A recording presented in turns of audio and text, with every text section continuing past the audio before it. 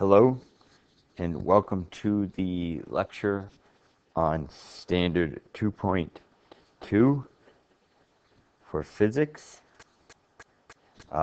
dealing with conservation of momentum.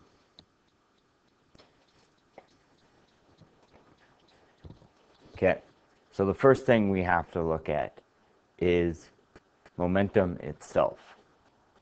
Okay, and when we talk about momentum, its definition is pretty simple. Anything with a mass and has a velocity contains momentum. So the definition of momentum is anything with a mass and a velocity. So since all objects in the universe have mass, that's so whenever they contain velocity, that would mean that the object has momentum. So there's an equation for this problem. Okay, P equals m times v. And so that's momentum as the P, m is the mass, and velocity is the v. And so its units are going to be kilograms times meters per second, and that's just kind of that equation. So now that we have established what momentum is, we need to look at the law of conservation of momentum, which there's definitions all over the place, but in this case, in a collision, momentum can't be created or destroyed, but only transferred. And collisions happen all around us all the time. Okay, as small as a hydrogen atom colliding with another atom, and as big as a car colliding with a semi. Okay, so they're all over the place, collisions. And in an isolated system, which means there's no outside energy or forces, the total momentum before and after the collision is conserved. And conserved means stays the same, constant, whatever, but the total momentum of the object before and after the collision is conserved. So that's the law of conservation of momentum. So we can represent these laws in a few different mathematical ways. Okay, and the first one I want to talk about is the change in momentum equation, which delta here, this triangle, means change. And so change in momentum 1 is going to equal the negative change in momentum 2, which should look similar to you if you've ever heard of, for every action there's an equal and opposite reaction. That is Newton's third law. And so the momentum here equation, the change in momentum equation, is based on that concept. The reaction within object 1's system is going to be equal and opposite to the reaction in object 2's system. So then we can break down these equations a little bit, and what changes is not the mass, but it's the velocity. So we have a change in velocity 1 times mass 1 is going to be equal to a negative mass 2 times change in velocity 2. Well, we can get even smaller and get more exact variables, and the change in is always going to be final minus initial. So now our final change in momentum equation that you could use is mass 1 times parentheses final velocity 1 minus initial velocity 1 equals a negative, and then notice negative is multiplied by the whole system, mass 2 times velocity final 2 minus velocity initial 2.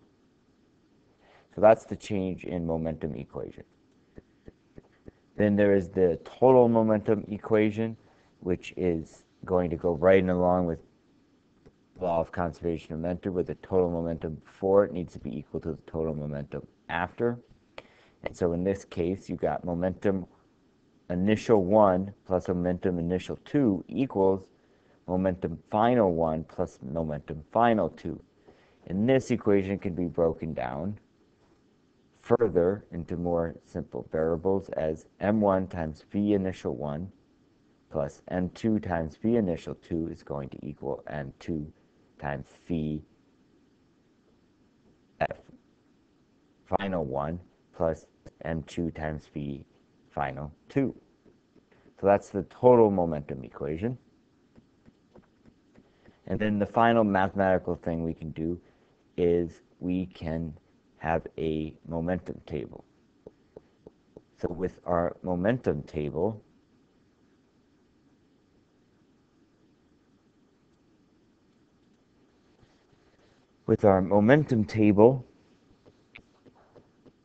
we have a few categories. This delta P over here is just change in momentum is optional, okay, but it just kind of lets you see how things are going.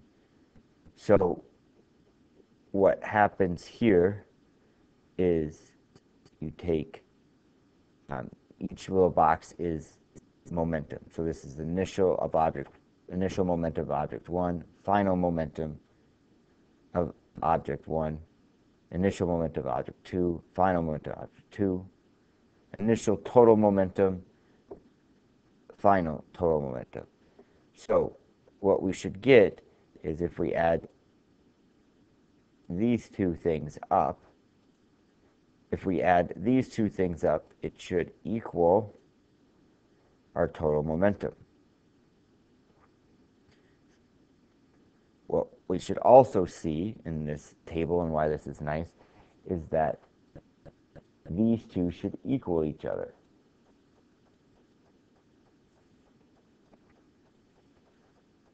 Okay, so now, what also do we notice, okay, is that if you add, or if you subtract these two, they should equal 0. And in this case,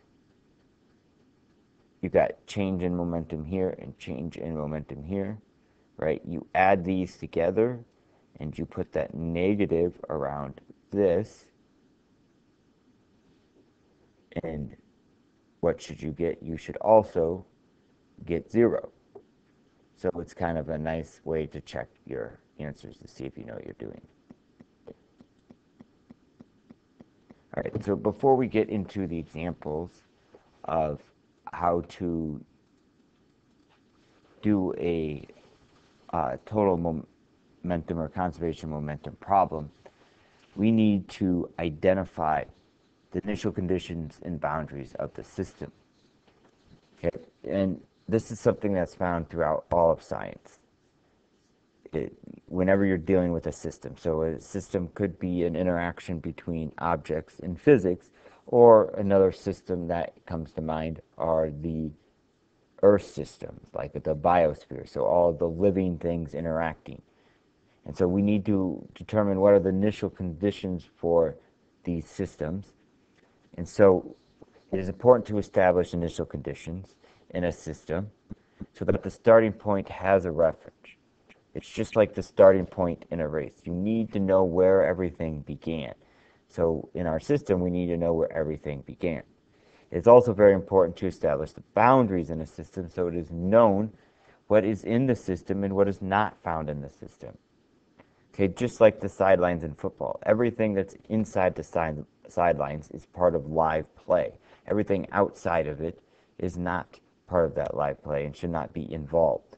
And so establishing those boundaries is very important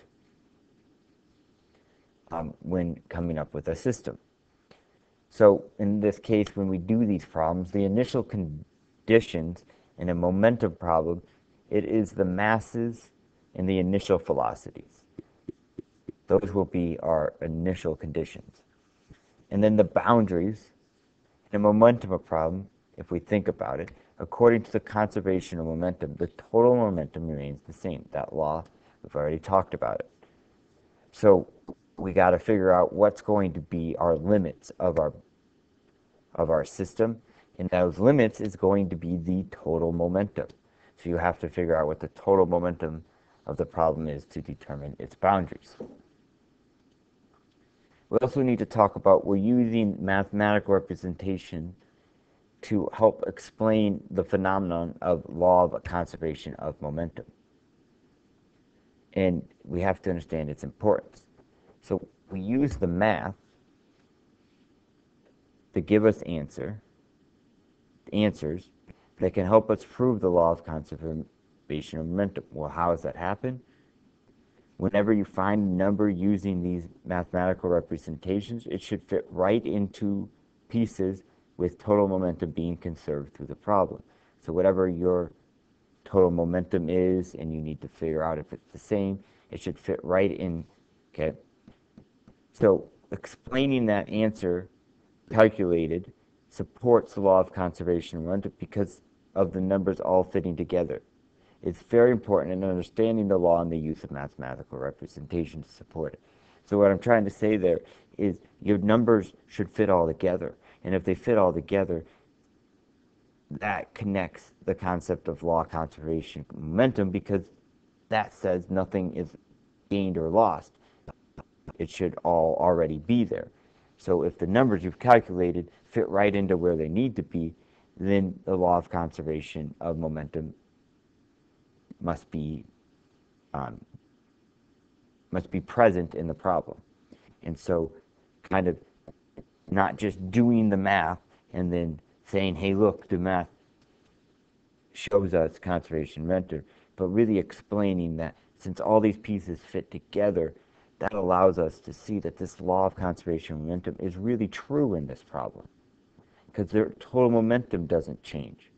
The pieces fit right where they need to fit.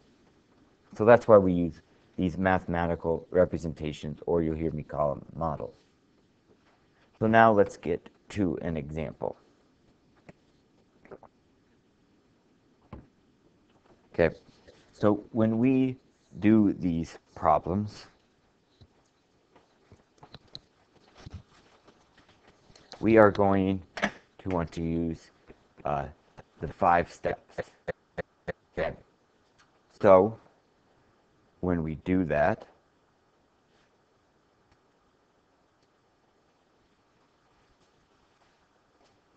the first thing we need to do that's a little bit different is kind of draw a picture of what's happening.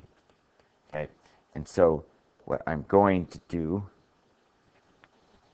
is I'm going to do the problem here to give us a little bit more room. Okay, so we need to look and we need to identify our knowns and unknowns. That's always our first step. Okay. But like I said, it's a little bit different because we want to draw a picture of what's happening. So we have, in this case, our mass 1, our linebacker, okay, or our lineman traveling.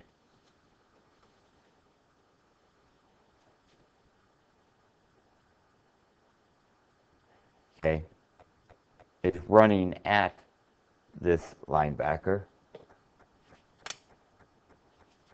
Okay, and then we have our linebacker over here running at our lineman.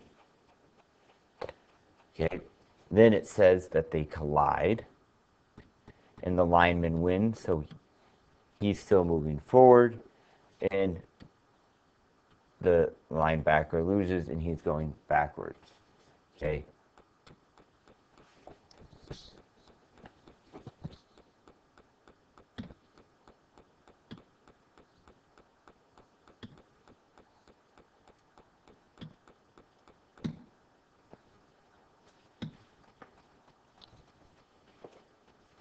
Okay, so the first thing we need to do up here is, and it's very important, establish our positives and our negatives. So that direction to the right is going to be positive and to the left is going to be negative. So what does that mean about our momentum? Okay, both answers should be positive. Okay, so our first thing is we need to determine what mass 1 is. Okay, and we're going to call the lineman mass 1. So 130 kilograms. And then mass 2, I believe the linebacker was 113 kilograms.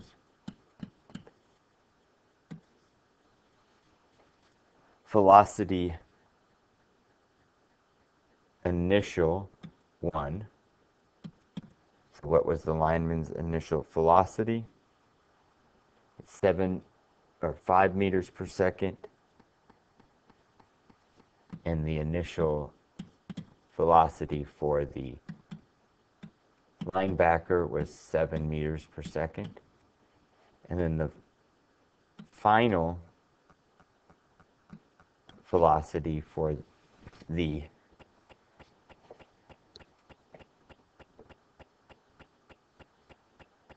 lineman was 3 meters per second.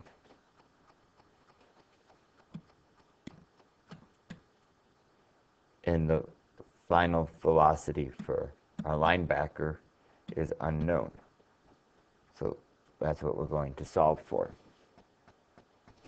Now, remember, it's very important to establish positives and negatives. So, what have I not done yet? I have not done that in my knowns and unknowns. The velocity initial 2 should be a -7. The lineman was moving in the negative direction. So we need to make sure we do that. So, like I said, all these problems you have to determine an initial conditions. And in this case, okay, you don't have to rewrite it, but you do have to determine what these conditions are. All right, mute. All right, so our initial conditions, okay, are, like I said, you need to know that our masses, so M1 and M2, these are parentheses, sorry, the smartboard kind of messes with me sometimes. And then it's also the initial 1 and the initial 2. You already wrote the values up in your knowns and unknowns, so I'm not going to, there's no need to do it again. Those are your initial conditions. Your boundaries, or boundary in this case, is your total momentum. Okay, in total momentum,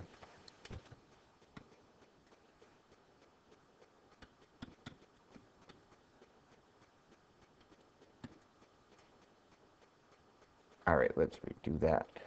Sorry.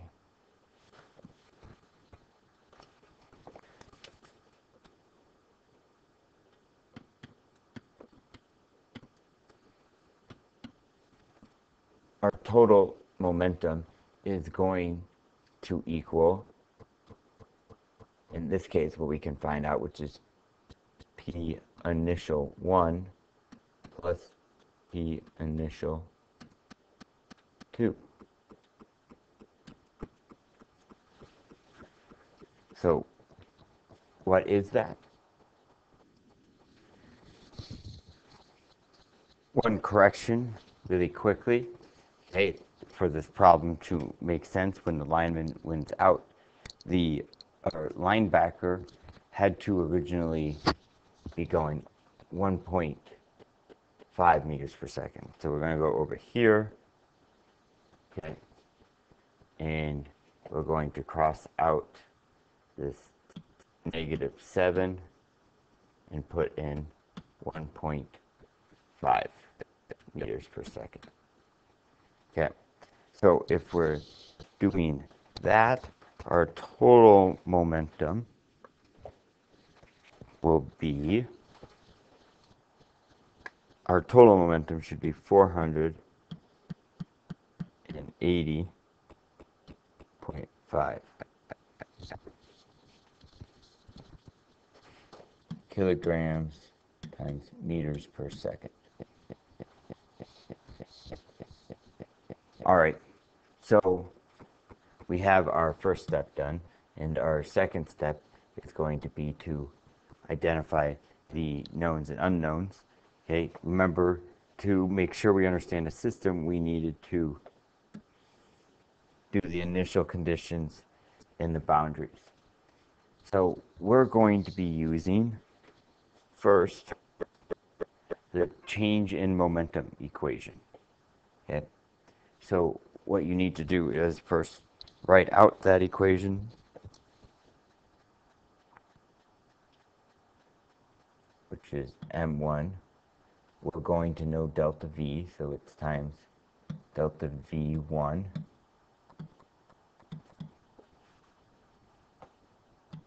equals m2. We do not know the change in velocity for object 2, so we have velocity final 2 minus velocity initial 2.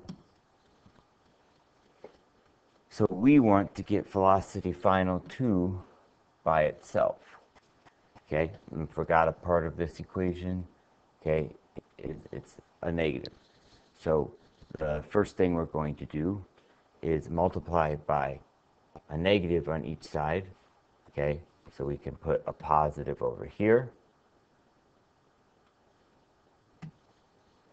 Then, okay, part of that is we're going to get rid of the m2, so we're going to divide on both sides, cancels m2 out over here, puts m2 over here, and then we are going to add the initial 2 to both sides. That crosses that out here, and we have the initial 2. So if that was me doing all the algebra all in one problem, and so it should end up looking like v final 2 equals negative m1 times delta v1 divided by m2 plus vi2. So there's our change in momentum problem for our second step. Then our third step is to plug in our numbers into this problem.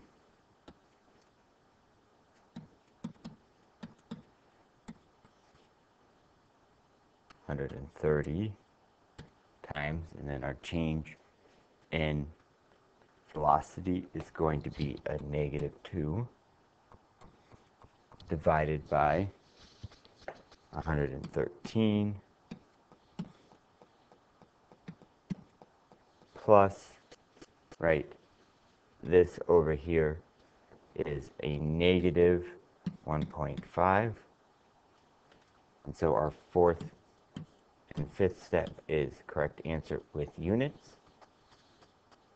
And our velocity final 2 is going to be equal to 0.801 kilograms times meters per second.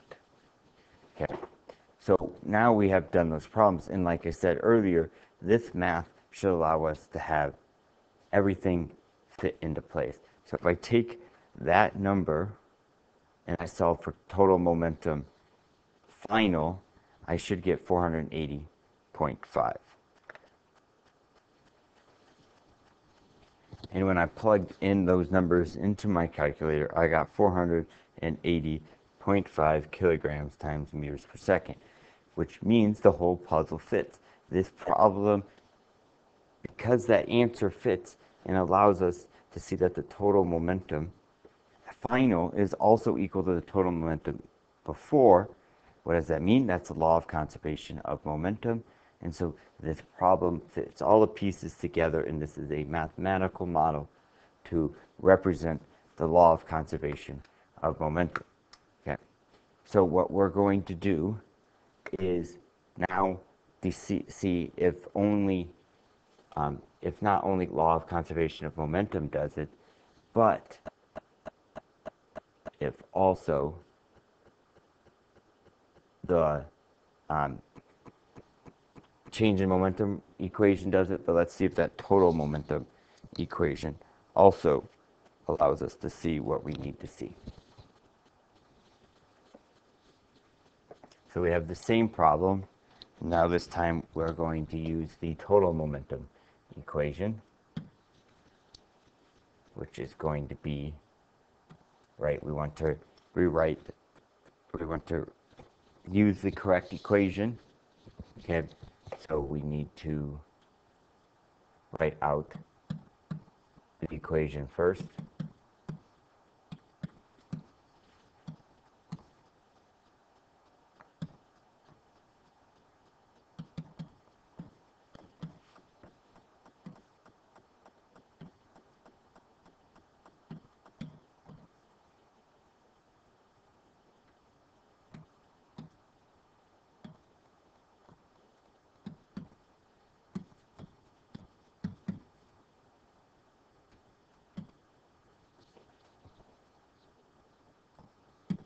Okay, so there is the correct equation, and like last time, I'm just going to do the simple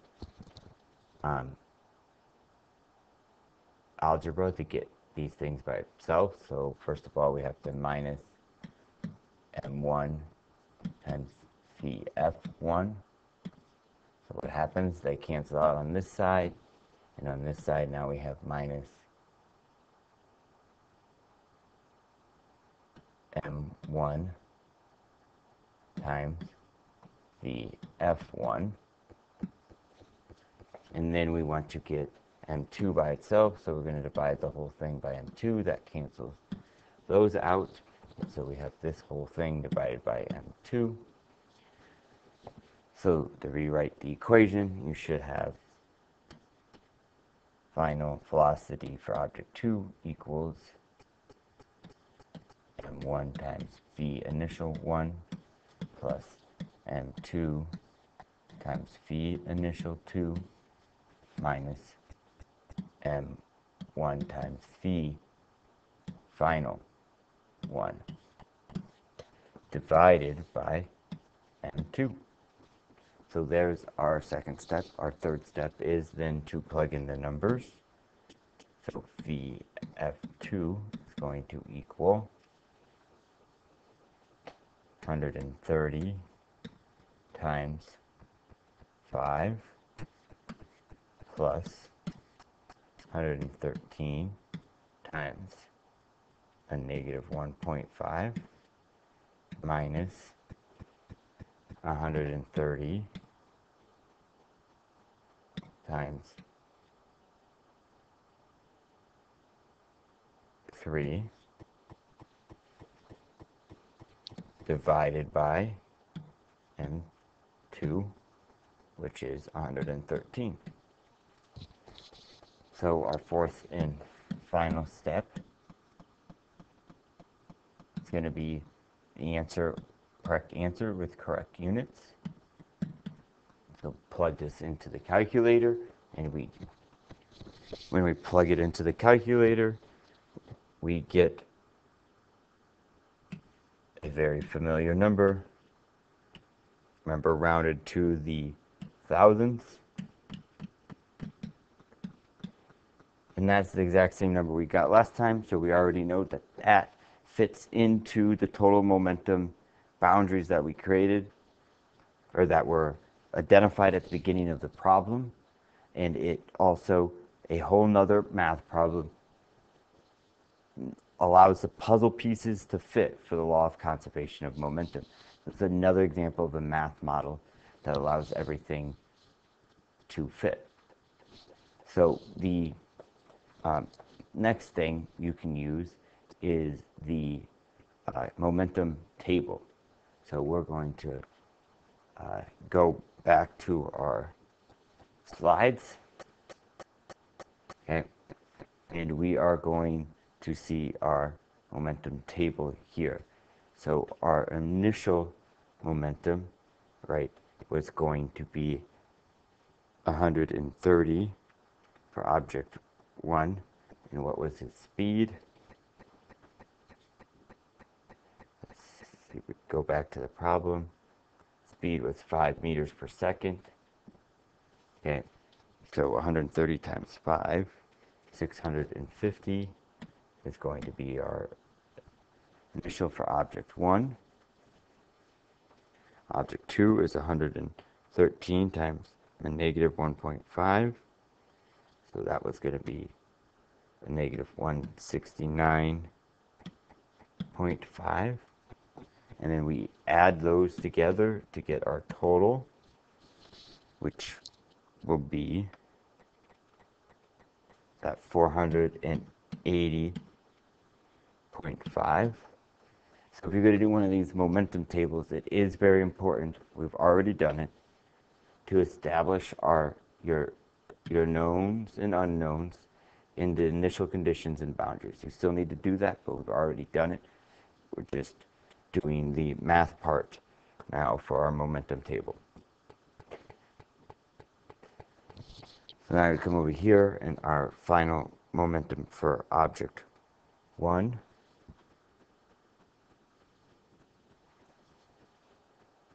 We have 3 meters per second. Okay, we have 3 meters per second, so 330 times 3 is going to be 390.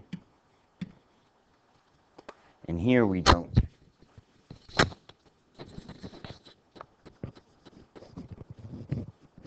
Sorry about that.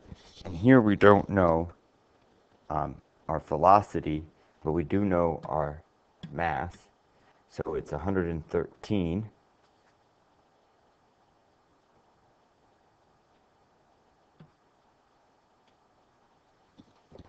times VF2, but what basically it becomes is 113 VF2. That becomes just the variable that we're going to solve for. Sorry about that. So what comes down here is we have 390 plus 113 times V, or 113 VF.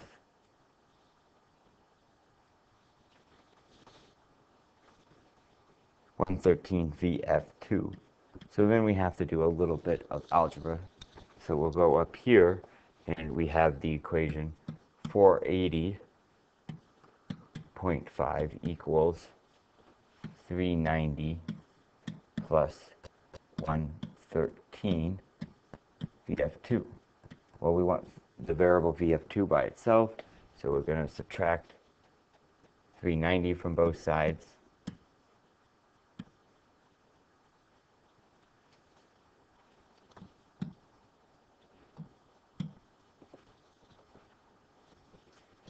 So once we do that, we're going to take that answer and divide it by 113. And so our VF2 is going to equal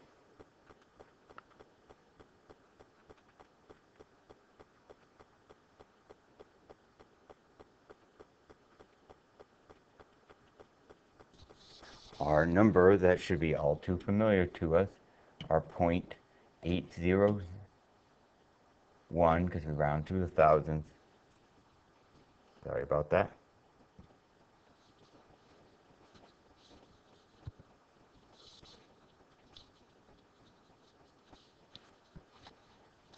Runs to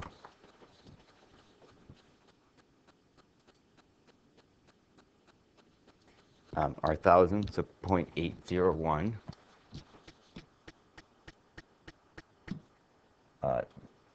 meters per second. And again, we've already found out that that is the way to go, and it matches with all of our numbers that we need.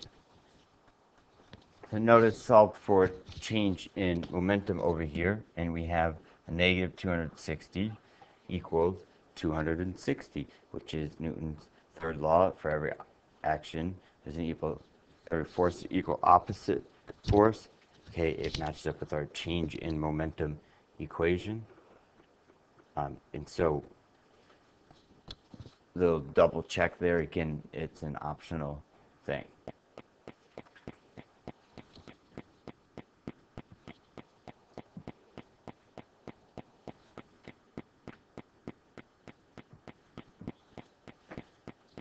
So now we are going to go into the big problem here on two-dimensional.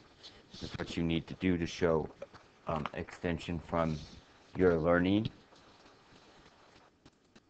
All right, so let's get moving on this problem. So to get where we want to be, to get our numbers,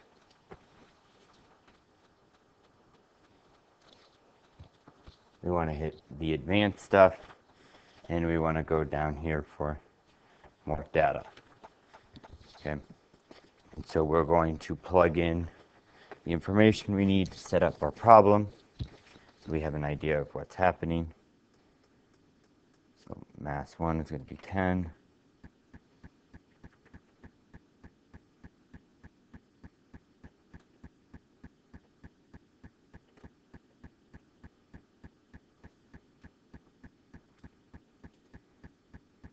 Mass 2 is 2 kilograms. Vx1 is going to be 3. And V initial Y1 will be a negative 2.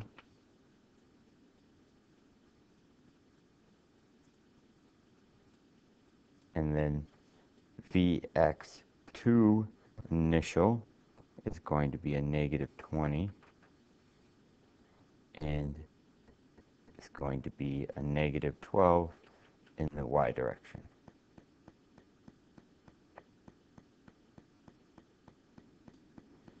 All right, so we have set up our values exactly where we want to be. Just a slight heads up, it's the last time I did this, when I did the problem ahead of time, I didn't really pay attention to the position X and the position Y. So I got them about as close as my numbers I did last time, and we'll just go with my previous numbers. So what you're going to see happen here is you could see the velocity vectors and momentum vectors.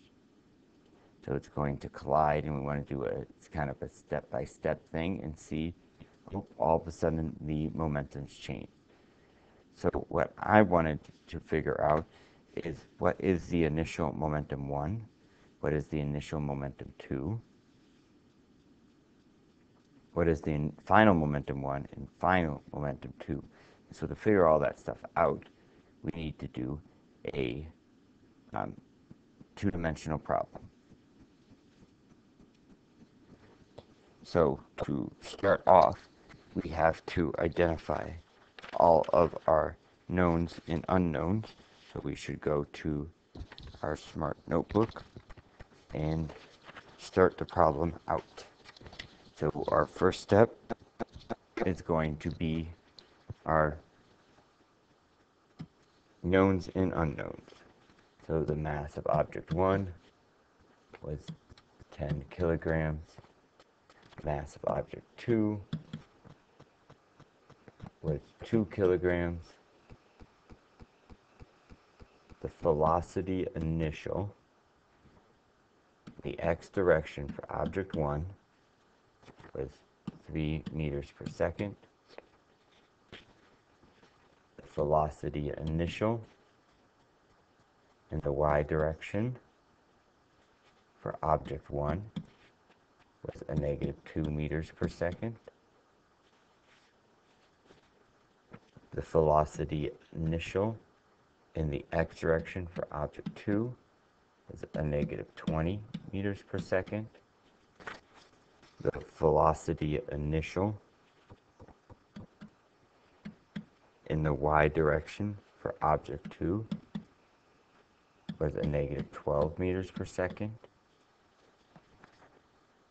The velocity, sorry about that, the velocity final in the x direction for object 1 was a negative 2.612 meters per second. The velocity final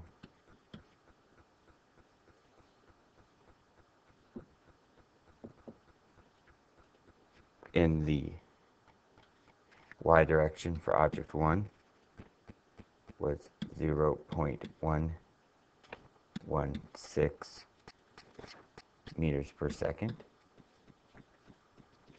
The velocity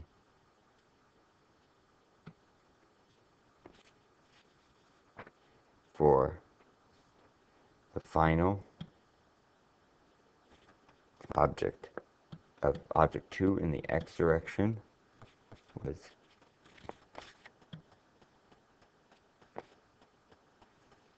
8.062 meters per second. The velocity in the final direction, or in the y direction, for object 2, final velocity was a negative 22.579 meters per second.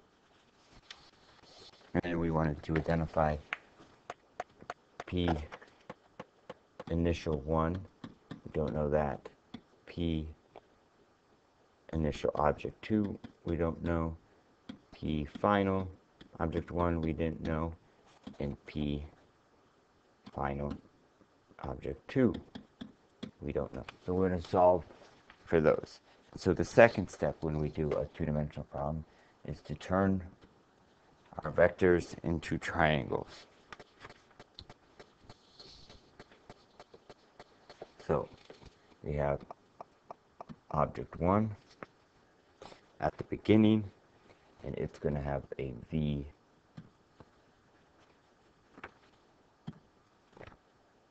initial y1. Sorry about that. I'll pause it real quick.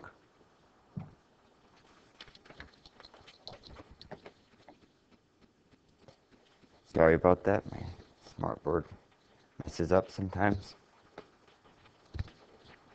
So velocity initial y, okay, and then we have velocity initial x1, and that creates a vector of a velocity initial 1, and we need to turn that into a triangle. Again, I apologize, my mouse is glitching. We might just have to put up with that glitching of the mouse. I don't know why it moves all over the place. So now we need to turn that into a triangle. So we have our velocity initial x1. We have our velocity initial 1. And then we have our velocity initial y1.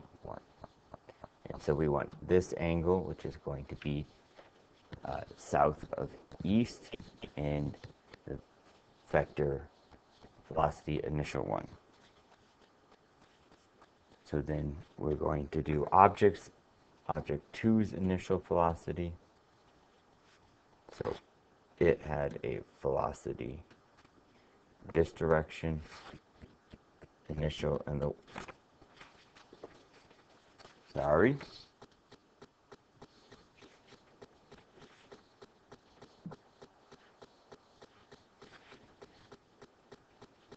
Velocity initial y in this direction.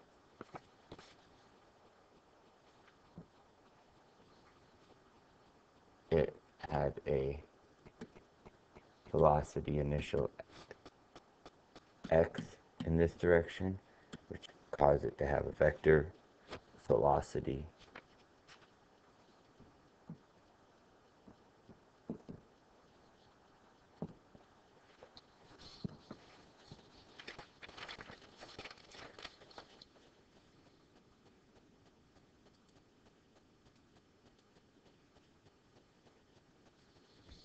I apologize. I don't know what that issue is. So this is going to be our velocity initial 2. So now we need to create a triangle out of this. So we have velocity initial x2. We have our velocity initial 2, and we have our velocity initial y2. And so we want to look at that angle, which is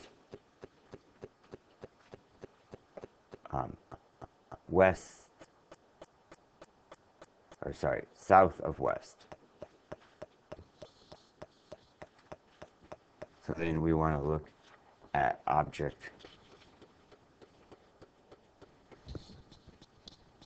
1's final momentum.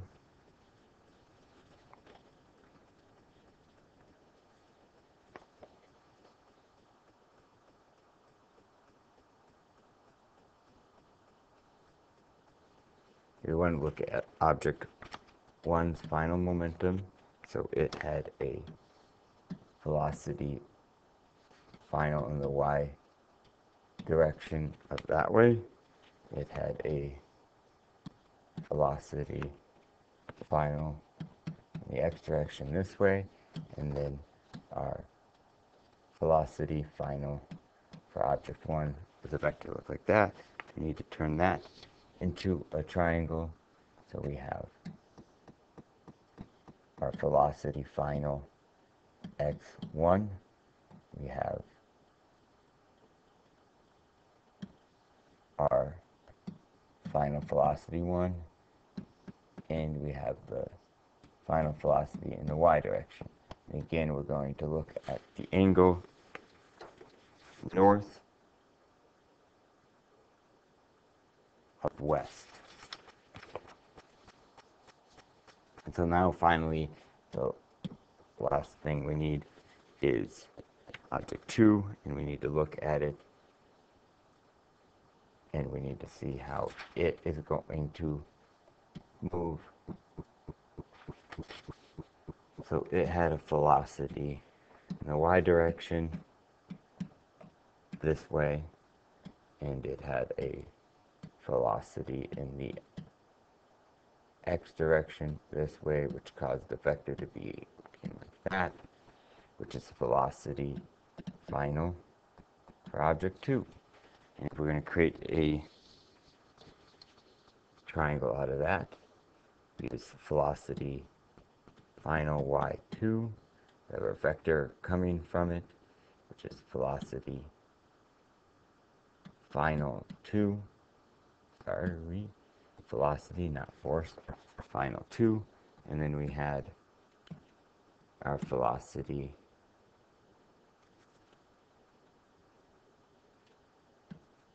final in the x direction for object 2, and we are looking at the angle east of south. Okay, so there's our second step. Then we need to solve out how we're going to solve for all of these velocities. Okay, so we got to use two things. We got to use SOHCAHTOA, and we have to use the Pythagorean theorem. So our third step, okay, so we can separate all of this mumbo jumbo and put in our third step, which is the correct equations for this stuff. So to solve for velocity initial 1, that 1 is way too big, okay, is we have to use Pythagorean theorem. So velocity initial x1 squared plus velocity initial y1 squared. Sorry about that, you don't need to see my emails.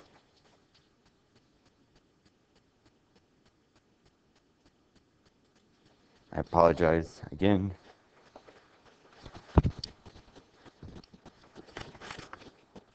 So that's going to give us the value for the vector, but it's not going to give us the direction. So we also need to use SOHCAHTOA, and since the two knowns are opposite and adjacent angles, we are going to do tangent. So the equation we come up with is tangent inverse. It's going to be v initial x1 over, v initial y1 over v initial x1. So now we got to do that for each one of those velocities, okay? And this is going to allow us to solve for the initial momentum 1, which is going to equal m1 times the initial 1. So now we're going to look at how we solve for the initial 2, which is basically the same thing. Square root the initial x2 squared plus the initial y2 squared. And we're going to over here, and our angle is going to be solved by tangent inverse v initial y1 over v initial, y2 v initial y2. And that will allow us to solve for momentum initial for object 2, which is m2 times v initial 2. So then we have to solve for,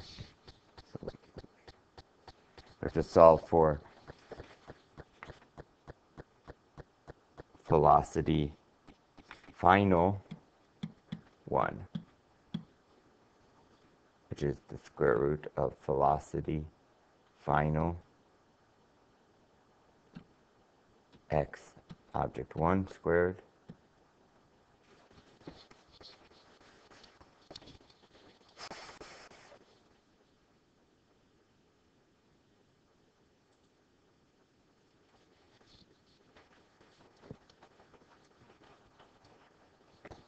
All right, let's see if we scroll down, if that helps. Okay, so we have velocity final x direction squared plus velocity final y1 squared, and we want the angle here, so that's going to be tangent inverse velocity final y1 over velocity final x1, and that will give us the final momentum for object 1, which will be m1 times v final 1. Again, I'm just looking at our triangles and using Pythagorean theorem to solve for our unknown hypotenuse, and then SOHCAHTOA to solve for our unknown angle. So then we have velocity final object 2 is going to be the square root. Did not help. That's too bad. Thought it might. So velocity final 2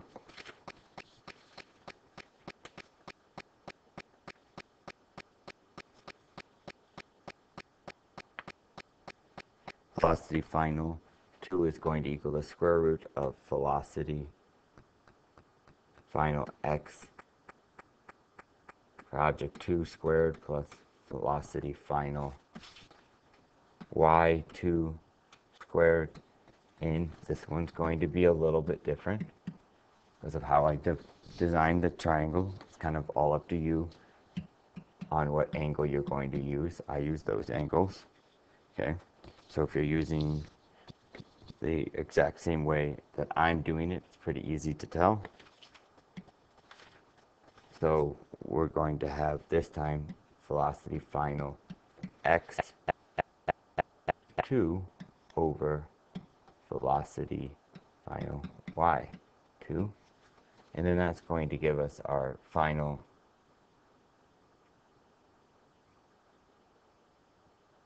momentum for object 2, which is m2 times velocity final 2.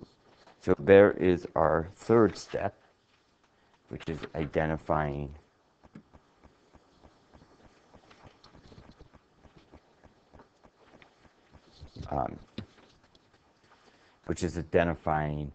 our equations and manipulate them so we can solve for what we need to solve for.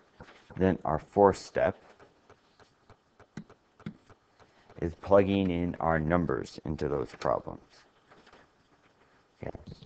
So again, most of this is just time consuming because it's writing a lot of information, but it's not actually that difficult once you get the concepts of it. Okay, so I'm going to extend this page. I have it written down so I know what equations I am going to use. But if we can extend this page, I can fit all step 4 and 5 together across and make it nice, neat, and organized. And I can go over it all at the end.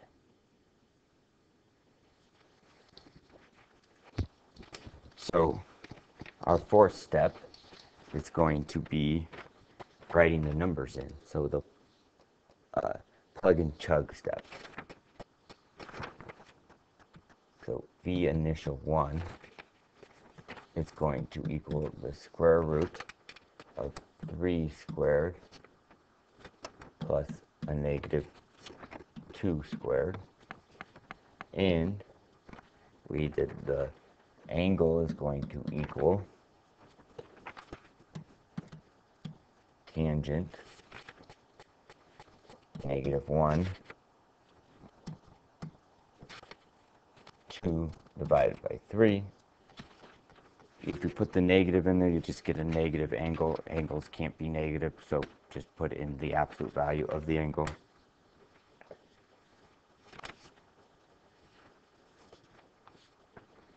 And our velocity initial 2 is going to equal the square root of negative 20 squared plus negative 12 squared, and our angle equals tangent negative 1 negative 12 over a negative 20. The final one equals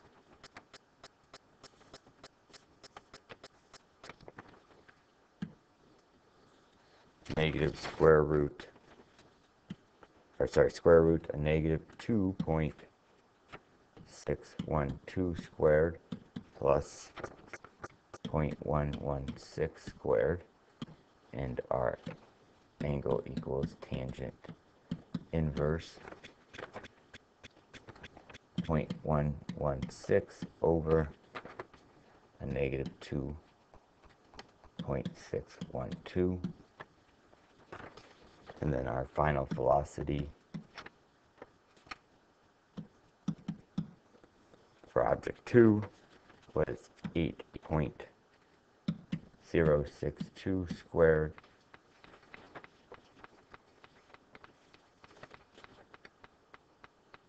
plus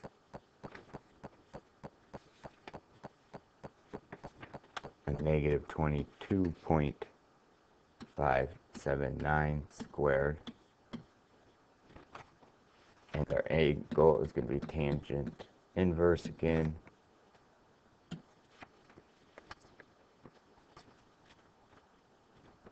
.062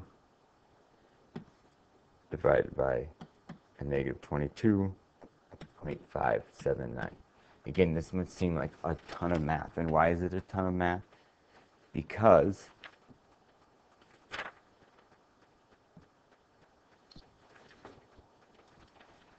oh, look at that. I exited out of my email just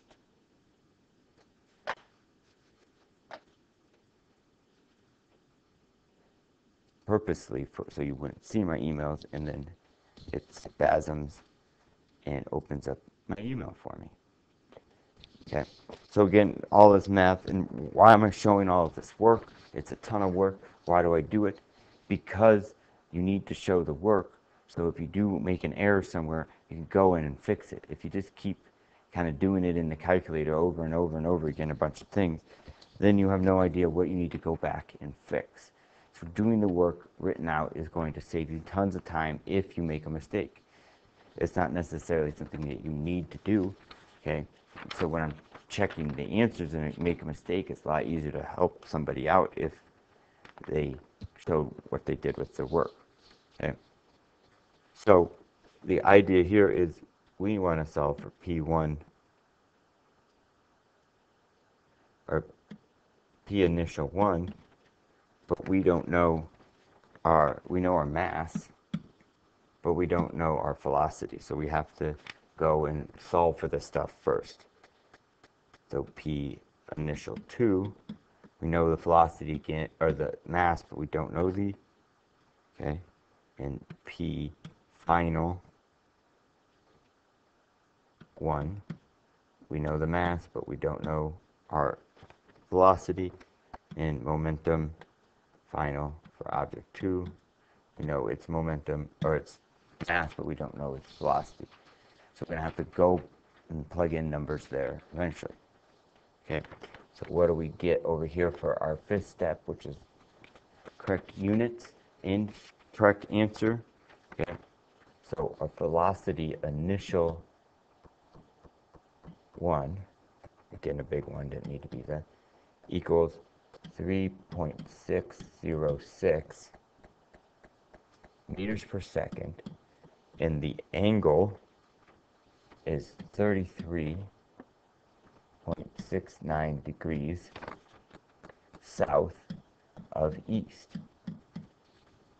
Very important to put the direction in there. If you do not put the direction in there, then it's not a vector. Velocity initial 2 is going to equal 23.324 meters per second at an angle of 30.964 degrees west of south.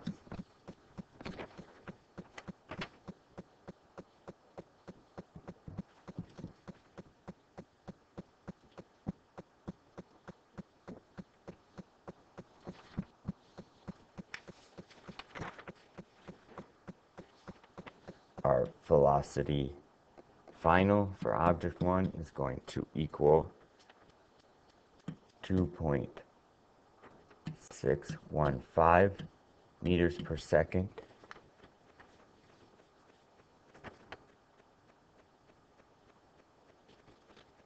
at what angle? 2.543 degrees north of west. Velocity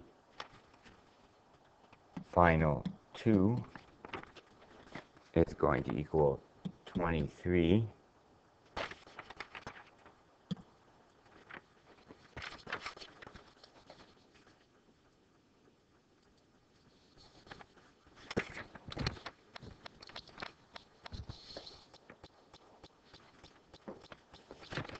is going to equal 23.975 meters per second at what angle?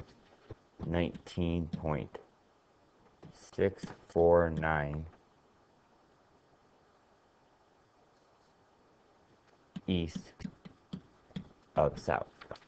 So now we can come down here and we can plug in those numbers into our momentum problem, so we can almost be done. So now we got 10 times 3.606 at an angle of 33.69 degrees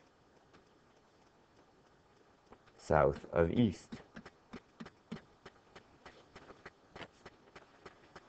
And we have 23 times 324 at 30.964 degrees west of south.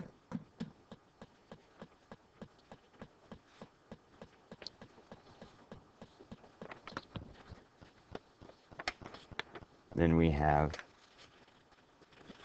2.615 at 2.543 degrees north of west. And then our final velocity that we're going to plug in is 23.975 at 19.649 degrees east of south.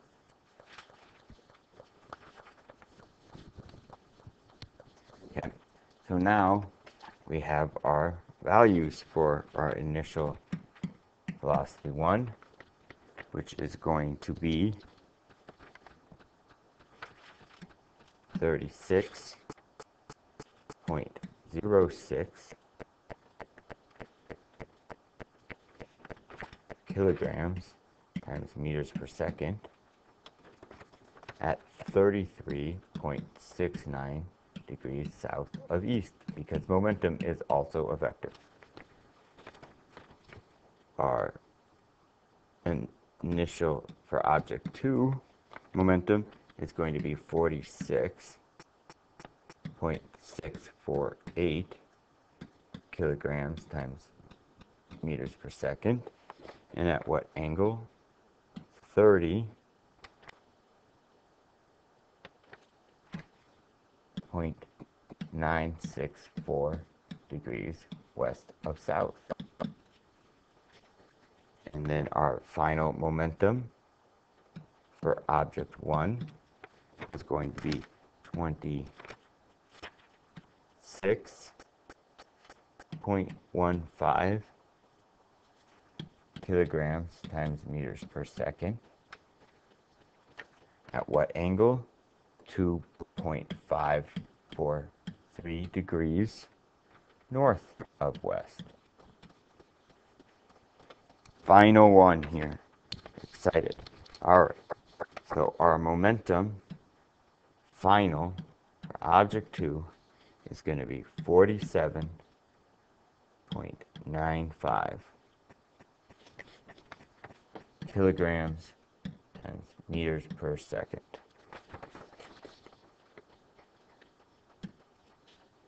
And that's going to be at 19.649 degrees east of south. So I solved for all of our unknown momentums there in 2 dimensions. This is a much more complicated problem that needs to happen. You really could have just something be on the x and the y coordinates. I can show you what that means really quickly here. If you come here and you put the ball,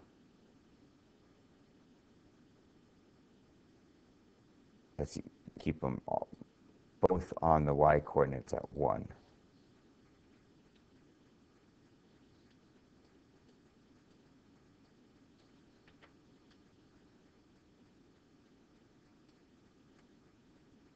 And this be on the x coordinate at 1. And put it down here. And make this one at 2. And then obviously, let me look at the momentum vectors velocity vector so I can change this stuff.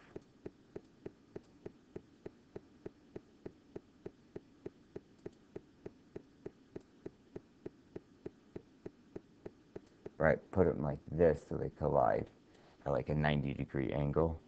So if we look at more data here, and just kind of make sure that it times, and then solve for the angles here. So if you notice this problem, the initial momentums are not going to be that difficult to solve. You don't really need an angle with them.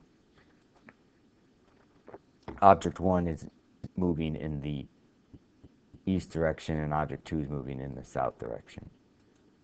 You would have to solve for velocities of object 1 and 2. So what I did was a much more extravagant problem, but it showed you kind of all of the angles that can be found and how momentum can be very useful, because especially if we think about all the collisions that happen in our daily life, there are so many. There's just things that are happening around us. Whenever we touch something, grab something, the air around us, all these collisions are happening all the time. And conservation of momentum is what kind of explains all of that, those phenomenons going on around us every second. I think that's really, really neat. So one last final thing is, let's see if I can get this to where we can zoom out on it and see the full page.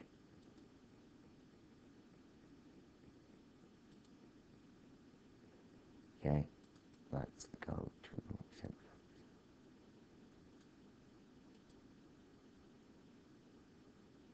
oh. So there you have it. That's the whole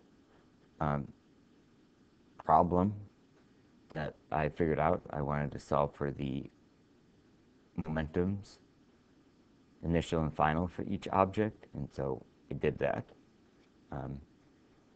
That is conservation of momentum. I hope this helps. Again, always ask questions in person, do practice problems, do your own problems. If you can create your own problem, then that means you understand it and you can solve for it, and that's a good way to teach yourself.